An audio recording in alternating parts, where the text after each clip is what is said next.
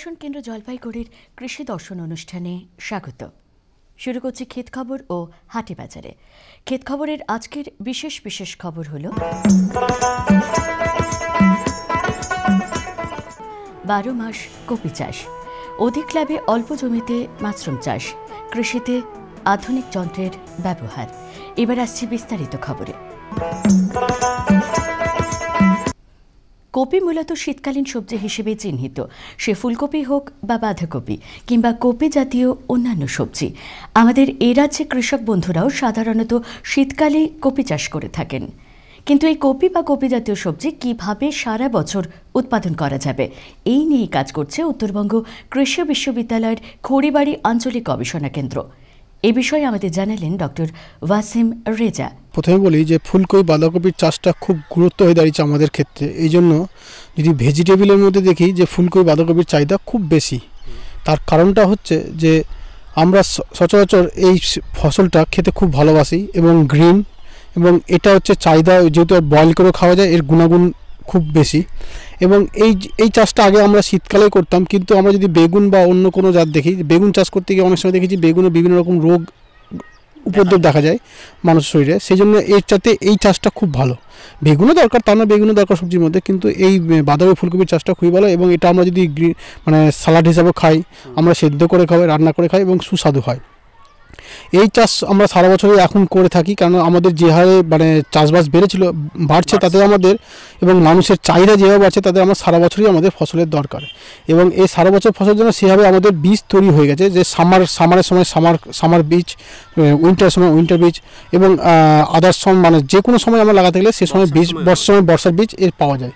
এবং এই বীজগুলো আমরা সেভাবে সঠিকভাবে নির্বাচন করি। যেমন আমরা এটা লাগিয়েছিলাম হচ্ছে নভেম্বর ডিসেম্বর মাসে। আমরা তার আগে আমরা সিড সোয়িং করি, নভেম্বর ডিসেম্বরে সিড বেড প্রিপারেশন করি, সিড ফেলি, সিডটাকে শোধন করি, তারপর আমরা সেটাকে মূল বেডে এসে লাগাই। যখন আমি সিড বেডের চারা তৈরি করছি, তখন আমি যদি জমি তৈরি করে একটা লাঙল দিয়ে প্লাউইং করে চুন ডলোমাইট প্রয়োগ করে দিই, তারপর 1 মাস পরে এনে যদি আমি কপি চারা লাগাই, তাহলে আমাদের খুব ভালো ফলনটা পাওয়া যায়। আসছি দ্বিতীয় খবরে। উত্তর দিনাজপুর জেলার রমাপুর গ্রামের কৃষক ভাই মোহাম্মদ আলী অল্প জমিতে মাশরুম চাষ করে অধিক আয়ের পথ দেখাচ্ছেন। তিনি 10 কাঠা জমিতে মাশরুম চাষ করে এলাকায় সকলের দৃষ্টি আকর্ষণ করেছেন। জানা গেল এইভাবে তিনি বছরে 2 লক্ষ টাকা লাভ করেছেন। এই প্রসঙ্গে তিনি দূরদর্শনকে জানালেন, আমার নাম মোহাম্মদ আলী, গ্রাম ডোমাপির, পোস্ট পাঁচভাইয়া, থানা রায়গঞ্জ, জেলা উত্তর দিনাজপুর। আমরা 2012-13 থেকে মাশরুম চাষ চালু করেছি এই ডোমাপির গ্রামে। তবে আমাদের লাভজনক এই মাশরুম ফসল, এবং আমাদের এই যে অল্প জমিতে অধিক আয় এই মাশরুম চাষেই। এখন তাই জন্য আমরা সবুজ দিশা মাশরুম নামে একটা পরিচালিত করছি। আমাদের জেলায় প্রথম আমরাই চাষ করেছি মাশরুম, এই আমাদের জেলায় কোথাও আর নেই। তাই জন্য আমরা কৃষকদের কাছে যে জায়গায় যাই বা শোনাই যে আমরা মাশরুম চাষ করছি, একবার তোমরা দেখে আসো, বা আমাদের কীরকম চাষটা অল্প পদ্ধতিতে হয় এবং কম খরচের মধ্যে অল্প জমির মধ্যে অধিক লাভ, এই মাশরুম চাষেই একমাত্র লক্ষ্য দেখা দিচ্ছে। কেন যে আমাদের জমি 10 কাঠার মধ্যে আমরা এই মাশরুম চাষ করেছি। এই 10 কাঠার মধ্যে আমরা 2 লক্ষ টাকা টার্গেট আমাদের বিক্রি করার মতো। এর মধ্যে কোনো ফসলে এই মাশরুম চাষের উপরে ছাড়া কোনো ফসলই পাবেন না। আর এবং আমরা কোথাও আবার ট্রেনিংও দিয়েছি, সেখানেও সাকসেসফুল করেছি। আর বাজারের কোনো অসুবিধা নেই, বাজার আমাদের অ্যাভেলেবেল বাজার। পার্শ্ববর্তী আমাদের বিহার স্টেট আছে, সেখানে পূর্ণিয়াতে বিশাল প্রজেক্ট তৈরি হয়েছে, সেখানে 1 টন করে ডেলি প্রোডাকশন চলছে মাশরুম, সেখানে আমাদের সেল হয়ে যায়। মোহাম্মদ আলী দেখা দেখি অন্যান্য কৃষক ভাইয়েরাও এই মাশরুম চাষে আগ্রহী হচ্ছেন। এমনই এক কৃষক ভাই নওসাদ আলী। আমার নাম নওসাদ আলী, আমার বাড়ি হলো 2 নম্বর জগদীশপুর, ডোমাপির, পোস্ট পাঁচভাইয়া, থানা রায়গঞ্জ, জেলা উত্তর দিনাজপুর। আমরা 2012 থেকে এই মাশরুম চাষ করছি আমরা 2012 থেকে। কিন্তু প্রথমে যে চাষ করলাম, প্রথম চাষ করার পরে পেলাম কি যে কোথায় বিক্রি করব। কলকাতা কৃষি মেলাতে গেলাম, কৃষি মেলা থেকে যে ওখান থেকে আবার বিক্রির জায়গাটা খুঁজে পেলাম, যে কোথায় বিক্রি হয়, আমাদের শিলিগুড়িয়ে বিক্রি হয়। ঠিক আছে, ওখানে আবার দ্বিতীয় বছর আবার চালু করলাম, মোটামুটি 70,000 টাকা খরচা করে 2টা ফার্ম হাউস করলাম। করার পরে আবার 70,000 টাকার মধ্যে থেকে আমরা 2 লক্ষ টাকার বিক্রি অলরেডি বিক্রি হলো আমাদের, আর কি লাভ হলো ওখানে। তো আমরা আবার চিন্তা করছি যে যত বাজারে যত দরকার, কিন্তু আমরা তত দিতে পারছি না। যত বাজারে দরকার তত আমরা দিতে পারছি না। আমরা চাচ্ছি যে আমরা আবার ট্রেনিংও করাই, কেন যে এতে লাভজনক আছে। অল্প জায়গার মধ্যে মনে করেন যে আমরা যে গতবার 2 লক্ষ টাকা লাভ করেছি শুধু 7 কাঠা জমি, 7 কাঠা জমির মধ্যে 2টা ফার্ম হাউস করে, তো অল্প জায়গাতেই মানে কি অনেক পয়সা কামাইয়ের একটা সোর্স দেখা গেছে আর কি। বিজ্ঞানের অগ্রগতিতে উন্নতি ঘটেছে কৃষি যন্ত্রপাতির, ফলে কৃষক ভাইদের সুবিধে হচ্ছে বিস্তর। আজ দেখে নেব এমনই একটি কৃষি যন্ত্র। এই যন্ত্রটির নাম হচ্ছে টি প্লাকিং হোপার। এই যন্ত্রটির সাহায্যে আমাদের যে ছোট চাষিরা রয়েছে তাদের সহজলভ্য একটা জিনিস এবং খুব কাজের জিনিস। এটির সাহায্যে আমরা টি লিভস নিজেই করতে পারি। যেভাবে চা গাছে জাস্ট প্লাকিং করবে এবং চা পাতা ডাইরেক্টলি ব্যাগের মধ্যে চলে আসবে। এবং সহজলভ্য এই জন্যই এই যন্ত্রটির দাম স্বল্প 1200 টাকার মধ্যে চলে আসে। এবার আসছি আবহাওয়ার খবরে।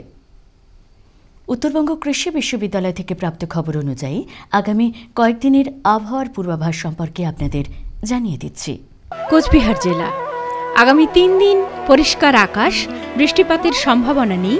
সর্বোচ্চ তাপমাত্রা 32 থেকে 34 ডিগ্রি সেন্টিগ্রেড, সর্বনিম্ন তাপমাত্রা 13 থেকে 14 ডিগ্রি সেন্টিগ্রেড। সর্বোচ্চ আপেক্ষিক আর্দ্রতা 41 থেকে 44%, সর্বনিম্ন আপেক্ষিক আর্দ্রতা 22 থেকে 23%।